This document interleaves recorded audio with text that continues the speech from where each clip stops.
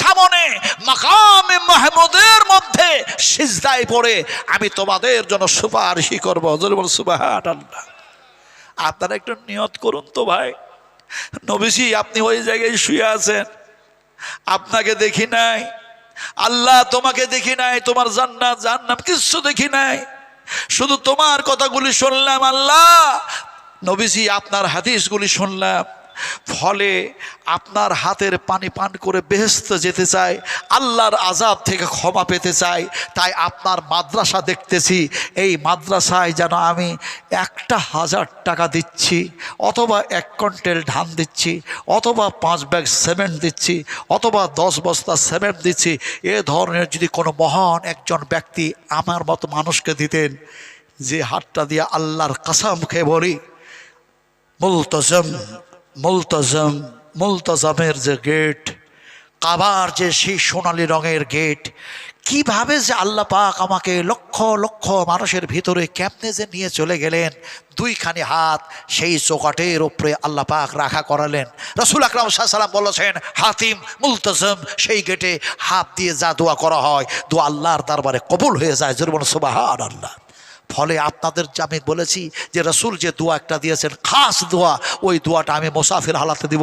একটা মানুষ বলবেন যে আমি 1,000 টাকা দিচ্ছি মাদ্রাসার জন্য, নিয়তটা কিন্তু ওইটা হতে হবে যে নবীজি আপনাকে দেখে নেই, আপনি জান্নাতের মধ্যে শুয়ে আছেন, মদিনায় শুয়ে আছেন, আপনার হাতের পানি পান করে বেহেশতে যেতে চাই, আল্লাহর কাছে ক্ষমা পেতে চাই। কে বলবেন? একটা মানুষ। ভাই পারবেন? 1,000 টাকা বলুন। যদি টাকা না থাকে তাহলে সিমেন্ট লিখিয়ে দেন, বলুন। জি, এই আল্লাহ তুমি রহম করো, তুমি অনুগ্রহ করো, তুমি কৃপা করো, তুমি দয়া করো, তুমি এমনি করে এদেরকে ক্ষমা করে দাও। আলহামদুলিল্লাহ 1,000 টাকা একজন দিলেন। আচ্ছা বলুন, বিশ্বনবী মুহাম্মদুর রাসূলুল্লাহ সাল্লাল্লাহু আলাইহি ওয়াসাল্লামের হাতে রক্ত, আর তায়েফের মাটিতে দেখা যায় একজন তরুণ, একজন যুবক রাসূলের হাতে হাত লাগাইয়া দিলেন। লাগিয়ে দেওয়ার পরে রাসূলের রক্তটা তাই ওই যুবকের হাতেও যেন লেগে গেল।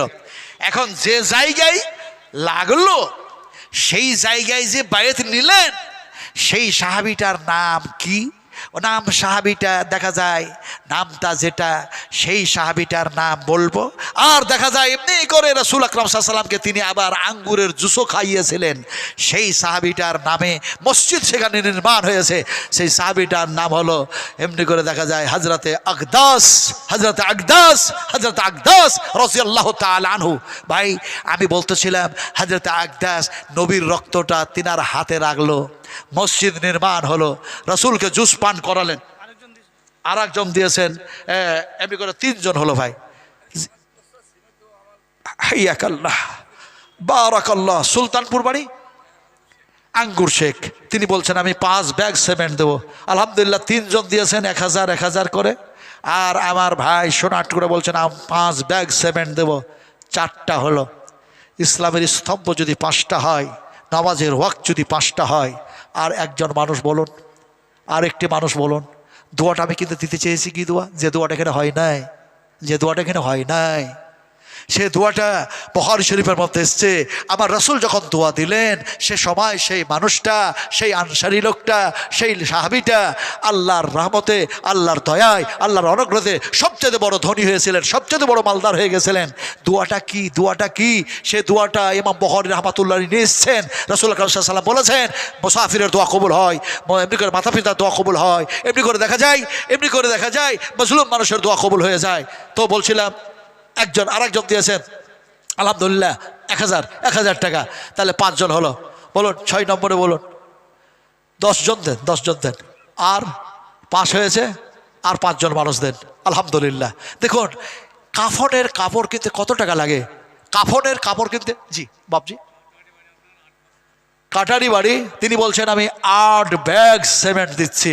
আলহামদুলিল্লাহ, হাইয়াকাল্লাহ, বারাকাল্লাহ, জাযাকুমুল্লাহু খাইরান জাযা, আহসানাল জাযা, আল্লাহুম্মা ইগফির লাহু ওয়াফিহি ওয়াফু আনহু ওয়াকরিম নুজুলাহু ওয়াসি মাদখালাহু ওয়াগসিলহু বিল মাই ওয়াসালজি ওয়াল বারদ ওয়ালাকিল খাদায়া কামা ইয়ানকা সাউল আবিয়াযু মিন আবদানাসি ওয়াবদিলহু দারান খায়রা মিন দারিহি ওয়াহলান খায়রা মিন আহলিহি ওয়া যাওজাল খায়রা মিন যাওজিহি ওয়াদখিলহুল জান্নাহ। কথা বলতেছিলাম যে দোয়াটা রাসূল দিয়েছেন, ওই দোয়াটা আমি এখনো পড়ি নাই গো। বর্ধমান জেলার মানুষ এখনো পড়ি নাই, এখনো বলি নাই। আনা মুসাফির, আনা মুসাফির। শুধু মুসাফির মুসাফির না, শুধু মেহমান মেহমান না, আল্লাহর কসমকে বলি, ওয়াদা যারা পূর্ণ করে তারা হচ্ছে মোমেন, তারা মোমেন। ওয়াদা যারা খিলাফ করে অবশ্যই এটা হচ্ছে মোনাফিকের আলামত, এটা হচ্ছে নিদর্শন। বলি আমি মোনাফিকের খাতায় নাম লেখাতে চাই না, সে দোয়াটা অবশ্যই আপনাদেরকে দেব মুসাফির হালাতে। কিন্তু বলছিলাম যে এমনি করে দেখা যায় 6 জন হয়েছে, তারপর এমনি করে দেখা যায় আরেকজন দিয়ে দিলেন, এমনি করে 5 ভাগ 7 দিয়ে যেন 7 জন হয়ে গেল। ভাই কথা বলছিলাম আরও যেন দিয়েছেন, এমনি করে যেন দেখা যায় 8 জন হলো, 9 10, আর 2 জন মানুষ দেন, আর 2 জন মানুষ দেন, হয় 7 দেন না হয় টাকা দেন। হ্যাঁ জি, মামা অসুস্থ আছেন, আল্লাহ তুমি সুস্থতা দান করো। আল্লাহুম্মা আনতাস শাফি, আয় আল্লাহ তুমি সবচেয়ে বড় শেফা দেনেওয়ালা মাবুদ, ইয়া রাব্বাল আলামিন, ইয়া আরহামার রাহিমিন, আল্লাহুম্মা আনতা খায়রুর রাহিমিন। আয় আল্লাহ 1000 টাকা দিয়েছে, আল্লাহ তুমি তাকে সুস্থতা দান করো, সবল শরীর বানায় দাও, সিহাতকে তার ভালো করে দাও। আয় আল্লাহ যতদিন দুনিয়ার জমিনে জীবিত রাখো, মুমিন বানায় রাখো, মুত্তাকিন বানায় রাখো, পরহেজগার বানায় রাখো, দ্বীনের খাদেম বানায় রাখো, মাদ্রাসার খাদেম বানায় রাখো, মসজিদের খাদেম বানায় রাখো। আল্লাহুম্মা আমিন, আল্লাহুম্মা আমিন। ভাই বলছিলাম এমনি করে দিতে দিতে আপনারা এখানে আরো অনেক মানুষ আছেন না, আছেন না 1000 টাকা দেওয়ার মতো। একজন যুবক তিনি দিতে দিতে দিতে দিতে সব দিয়ে শেষ করেছেন, কিচ্ছু নাই, সব দিয়ে দিয়েছেন। আনোয়ার ভাই দিয়েছেন 5 ব্যাগ সিমেন্ট, আলহামদুলিল্লাহ। একজন 5, আর একজন 5 ব্যাগ দিলেন, একজন 8 ব্যাগ দিলেন। এখন 3 জন দিয়েছেন, আর 2 জন মানুষ দেন, 5 ব্যাগ করে আর 2 জন মানুষ দেন। হাদিসটা শুনুন, ঘটনাটা শুনুন। এখন দেখা যায় তিনি দিতে দিতে সব শেষ করে দিয়েছেন, কিচ্ছু নাই। কিন্তু জিহাদের ময়দানে গিয়ে তিনি আবার শহীদ হয়ে গেলেন, শরীরের রক্তটাও দিয়ে দিলেন। দা হলোটা কি? রক্ত দিলেন, জান মাল সব দিয়ে দিয়েছেন। এবার দেখা যায় রক্তেই রক্তাক্ত রঞ্জিত শরীর যেন জমিনে পড়ে আছে। এমন সময় বিশ্ব নবীর কাছে সংবাদ আসলো, নবীজি আপনার এমন একজন সাহাবী তিনি যেন শহীদ হয়ে গেছেন, কিন্তু সেই শহীদাইনের কাফনের কাপড় জুটছে না। দেখা যায় মাথার দিক যদি ঢাকা হয়, পায়ের দিক ফাঁকা হয়ে যায়, খালি হয়ে যায়। আর পায়ের দিক যদি ঢাকা হয়, মুখের দিক যেন ফাঁকা হয়ে যায়। রাসূল বললেন সে আমার সাহাবী কোনটা? বলে সে মাল দিতে দিতে দিতে এমনি করে এমন এক ধনাত্ম ঘরের ছেলে, সব কিছু যেন আল্লাহর নবীর মহব্বতে সব বিসর্জন দিয়ে দিয়েছে, এমনকি জীবনটাও দিয়ে দিল, তারপরও যেন তার কাফনের কাপড় জুটে না। নবী বললেন কে? এমন সময় সাহাবা ইকরামদের মুখ দিয়ে আসলো এমনি করে মুসাইব বিন উমাইর রাদিয়াল্লাহু তাআলা আনহু বিশ্ব নবী সে সময় বললেন আবার যেন ওমায়ের যেন শহীদ হয়ে গিয়েছে নাকি। নবীর যেন 2 চোখ লাল বর্ণ হয়ে গেল। আর তিনি বলে ফেললেন যে এইভাবে সব কিছু দেওয়ার পরে শরীরের রক্তটাও আল্লাহর রাস্তায় বিলীন করে দিল, যার কাফনের কাপড়টা জুটতেছে না, আমি মুহাম্মদ সাল্লাল্লাহু আলাইহি ওয়াসাল্লাম বলছি তার মুখমণ্ডলটা ওই চাদর দিয়ে ঢেকে দাও। আর পায়ের দিকটা যদিও ফাঁকা হয়ে যাচ্ছে, এমনি করে খেজুরের পাতা ঘাস দিয়ে ঢেকে তারে দফন করে দাও। আমার ভাইয়েরা, বর্ধমান জেলার মায়েরা, আমার বোনেরা, আমার সোনার টুরারা, কথা বলতেছিলাম যদি দেখা যায় সব দিতে দিতে দিতে শরীরের রক্ত দেওয়ার পরেও তার যদি কাফনের কাপড় না জোটে, তাহলে এখানে অনেক মানুষ বসে আছেন 1000 টাকায় 500টা টাকায় এমনি করে কাফনের কাপড় হয় না, কিন্তু বিশ্ব নবী মুহাম্মদুর রাসূলুল্লাহ সাল্লাল্লাহু আলাইহি সাল্লামের সেই সাহাবের রক্তের দামটাও তো হয় না। খালি যদি নিয়ত করতেন আয় আল্লাহ তুমি আমাকে দেওয়ার তৌফিক দান করো, তোমার নবীর মাদ্রাসায় 1000 টাকা দিচ্ছি অথবা 5 ব্যাগ সিমেন্ট দিয়ে দিচ্ছি, আল্লাহর কসম খেয়ে বলি সেই দিন আল্লাহ পাক আপনাদেরকে ক্ষমা করবেন কিভাবে, আল্লাহ পাক আপনাকে কিভাবে ক্ষমা করবেন সে হাদিস আমি শোনাবো। কিন্তু তার আগে যে কথাটা বলতেছিলাম, আমার রাসূল দোয়া দিচ্ছেন। দোয়াটা কি শুনুন। একজন বয়োজ্যেষ্ঠ মহিলা, একটা বৃদ্ধা মহিলা, সে যেন আসছে, এসে যেন বলছে আসসালামু আলাইকা ইয়া রাসূলুল্লাহ, আসসালামু আলাইকা ইয়া হাবিবাল্লাহ। আল্লাহর হাবিব সালামের জবাব দেওয়ার পর হযরত আবু বকর সিদ্দিককে বললেন, এমন একজন মহিলা যার গলার কণ্ঠস্বর এই বৃদ্ধ মহিলা বোঝা যায়, ফলে দেখো না কি তার অভাব হয়েছে, কি আর তার প্রয়োজন পড়েছে।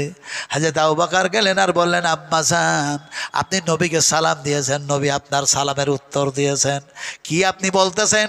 বয়স্ক মহিলাটা সে সময় যেন বললেন, আমার রাসূলের অবস্থার দিকে আমি লক্ষ্য করেছি, আমার নবীর দিকে আমি চেয়ে দেখেছি, নবীর শরীরটা ফাঁকা, আমার রাসূলের শরীরটা খালি। আমির শেখ সাউথ পাড়া থেকে যেন তিনি বলছেন, আমি 5 ব্যাগ সিমেন্ট দিয়েছি, আলহামদুলিল্লাহ, হাইয়াকাল্লাহ, বারাকাল্লাহ, জাযাকুমুল্লাহ খাইরান জাযা। এমন এক নিষ্পাপী, যাদের কোনো গুনাহ নেই, যাদের কোনো ভুল নেই, যাদের কোনো ত্রুটি নেই, তারা হচ্ছে ফেরেশতা। ওই ফেরেশতারা আপনাদের জন্য কি দোয়াটা দিচ্ছে, ইনশাআল্লাহ আমি মুসাফির আলাতে সে দোয়াটাও আপনাদেরকে দেব, আপনারা শুধু আমিন আমিন করবেন। কথাটা বলতেছিলাম যে বিশ্ব নবী মুহাম্মদ সাল্লাল্লাহু আলাইহি ওয়াসাল্লামের দিকে লক্ষ্য করেছি, রাসূলের শরীরটা ফাঁকা, প্রয়োজন আছে একটি চাদরের, তাই যেন সেই চাদরটা আমি নিয়ে এসেছি হাদিয়া স্বরূপ, তোহফা স্বরূপ রাসূলকে দেওয়ার জন্য। হযরতে আবু বকর সিদ্দিক চাদরটা নিলেন, বিশ্বনবী মুহাম্মদুর রাসূলুল্লাহ সাল্লাল্লাহু আলাইহি ওয়াসাল্লামকে যেন দিলেন। আল্লাহর হাবিব ইহরাম পরার মতো করে, ইহরাম বাঁধার মতো করে শরীরে যেন চাদরটাকে জড়ায় নিলেন, কান্ধা একটা ফাঁকা রেখে যেন দেখা যায় ইহরাম বাঁধার মতো করে যেন বেঁধে নিলেন। এমন সময় সাহাবা কিরামদের মধ্যে একজন সাহাবী বলেন, ইয়া রাসূলুল্লাহ, আপনারে দেখতে যত সুন্দর লাগে এই চাদরটা গায়ে দেওয়ার পরে, এই চাদরটা আপনার শরীরে যত ভালো লাগে, নবীজি এই চাদরটা যদি আমারে দিয়ে দিতেন আরো ভালো হয়ে যেত। অন্যান্য সাহাবা কিরাম রাদিয়াল্লাহু তাআলা আনহুরা বলতে শুরু করলো, তুমি কেন নবীর কাছে চাও? নবীর প্রয়োজন ছিল তাই তো নবীকে কেউ যেন এটা হাদিয়া দিল, এরপরে তুমি চাও কেন? তুমি বড়ই যেন ভুল করতেছো, তুমি কি জানো না নবীর কাছে যেটা চাওয়া হয় নবী না বলতে পারেন না, ফলে কেন তুমি চাইলে? এমন সময় বিশ্ব নবী মুহাম্মদুর রাসূলুল্লাহ সাল্লাল্লাহু আলাইহি ওয়াসাল্লাম তাদের কথাগুলি শুনতেছেন। এখন যে সাহাবী চাইলেন তিনি যেন বললেন, শোনো, নবীর শরীরে ঠেকানো, নবীর শরীরে টাচ করা এই যেন চাদরটা আমি যেন ব্যবহার করার জন্য চাই নাই, আমি চেয়েছি বিশ্ব নবী মুহাম্মদুর রাসূলুল্লাহ সাল্লাল্লাহু আলাইহি ওয়াসাল্লামের শরীরে ঠেকানো এই চাদরটা আমি সুন্দর করে রেখে দিব, আর আমি যখন মৃত্যুবরণ করব সে সময় দেখা যায় এই চাদর দিয়ে যেন আমার কাফন তৈরি হবে, আর এই কাফন তৈরি করে আমার যেন দফন করা হবে। মিন্না খালাকনাকুম ওয়া ফিহা নুঈদুকুম ওয়া মিনহা নুখরিজুকুম তারাতান উখরা। আমার ভাইরা, আসলে বলতে চাইলাম আল্লাহ পাক আপনাদেরকে অনেক কিছু দিয়েছে, আর মাদ্রাসায় অসংখ্য আপনারা দান করেছেন, আলহামদুলিল্লাহ। কিন্তু আমি মুসাফির মানুষ, রাসূল বলেছেন মুসাফিরের দোয়া কবুল হয়, কবুল হয়, কবুল হয়। যার জন্য আপনাদের কাছে চাইলাম, আপনারা 10 জনেরও বেশি দিয়ে দিয়েছেন, আলহামদুলিল্লাহ। রাত্রি গভীর হয়েছে, দোয়াটা পড়িয়ে শুনে দিই, আপনারা শুধু আমিন আমিন করুন, শুধু আমিন আমিন করুন। ফেরেশতারা দোয়া যেটা দিচ্ছে সেটা কি বলছে? আল্লাযীনা ইয়াহমিলুনাল আরশা ওয়া মান হাওলাহু ইউসাব্বিহুনা বিহামদি রাব্বিহিম ওয়া ইউমিনুনা বিহি ওয়া ইয়াস্তাগফিরুনা লিল্লাযীনা আমানু ربنا وسعت كل شيء رحمة وعلما فاغفر للذين تعبوا واتبعوا سبيلك وقهم عذاب الجحيم ربنا وادخلهم جنة عدن التي وعدت তাহম ওয়া মান সালাহা মিন আবাইহিম ওয়া আজওয়াজিহিম ওয়া যুররিয়াতিহিম ইন্নাকা আনতাল আজিজুল হাকীম। বলুন আমিন, একটু জোরে বলুন আমিন। এটা হচ্ছে ফেরেশতাদের দোয়া। এবার বিশ্বনবী দোয়া কি দিলেন? এবার আল্লাহর হাবিব যেন দোয়া দিচ্ছেন, আল্লাহুম্মা আকসিল, আল্লাহুম্মা আকসিল, আল্লাহুম্মা আকসিল, আল্লাহুম্মা আকসিল, আল্লাহুম্মা আকসিল মালাহু মালাহু মালাহু মালাহু ওয়া ওয়ালাদাহু ওয়া ওয়ালাদাহু ওয়া ওয়ালাদাহু ওয়া ওয়ালাদাহু ওয়া বারিক লাহু ওয়া বারিক লাহু ওয়া বারিক লাহু।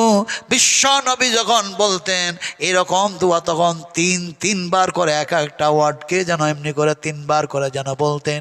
এটা রাসূলের গুণ ছিল, কারণ দোয়া দিলেও আল্লাহর হাবিব যেন তিনবার যেন বলতেন।